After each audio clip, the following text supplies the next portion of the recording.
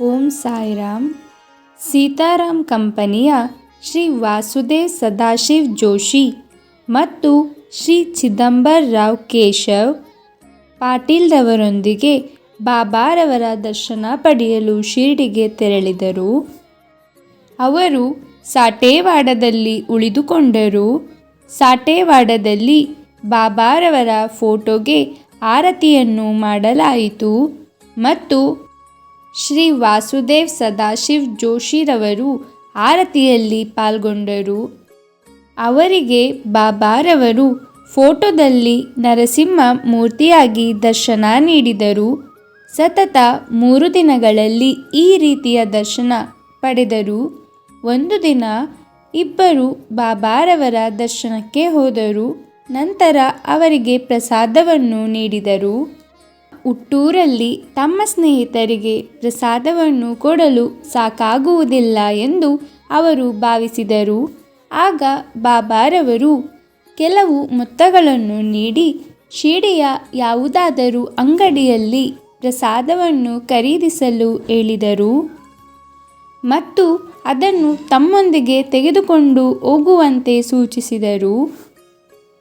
ಶಿರ್ಡಿಯಲ್ಲಿ ಖರೀದಿಸಿದ ಪ್ರಸಾದವು ಅವರ ಪ್ರಸಾದವೆಂದು ತಿಳಿದರು.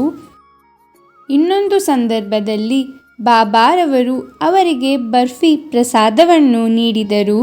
ಅದು ತುಂಬ ರುಚಿಯಾಗಿರುವುದರಿಂದ ಹೆಚ್ಚು ಬೇಕು ಎಂದು ಅಂಗಡಿಗೆ ಹೋದರು. ಬಾಬಾ ಅವರನ್ನು ಮರಳಿ ಕರೆದು 3 ಬುಟ್ಟಿ ಪ್ರಸಾದವಿದೆ, ಅದರಲ್ಲಿ ಕೆಲವು ತೆಗೆದುಕೊಳ್ಳಿ ಎಂದರು. ಅವರು ಬಾಬಾರವರ ಉದಿ ಮತ್ತು ಪ್ರಸಾದದೊಂದಿಗೆ ತಮ್ಮ ಊರಿಗೆ ಹೋದರು.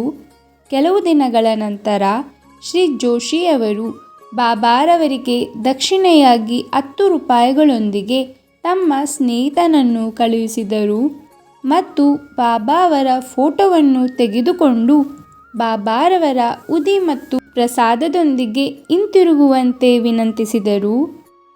ಅವರ ಸ್ನೇಹಿತ ಶಿರ್ಡಿಗೆ ಹೋಗಿ 10 ರೂಪಾಯಿಗಳನ್ನು ಬಾಬಾರವರಿಗೆ ದಕ್ಷಿಣೆಯಾಗಿ ಕೊಟ್ಟು ಬಾಬಾರವರ ಫೋಟೋ ಕೇಳಲು ಧೈರ್ಯವಿಲ್ಲದೆ ಮೌನವಾಗಿದ್ದರು.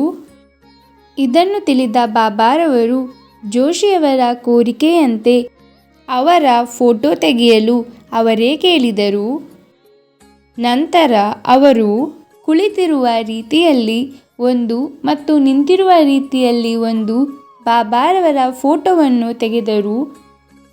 ಬಾಬಾರವರು ಫೋಟೋಗಳನ್ನು ಹೆಚ್ಚಿನ ದರಕ್ಕೆ ಮಾರಾಟ ಮಾಡಬಾರದು ಮತ್ತು ಅವುಗಳನ್ನು ಸಮಂಜಸವಾದ ದರದಲ್ಲಿ ಮಾತ್ರ ಮಾರಾಟ ಮಾಡಬೇಕು ಎಂದರು ಮತ್ತು ಉದಿ ಮತ್ತು ಪ್ರಸಾದದೊಂದಿಗೆ ಹೋಗಲು ಅನುಮತಿ ನೀಡಿದರು.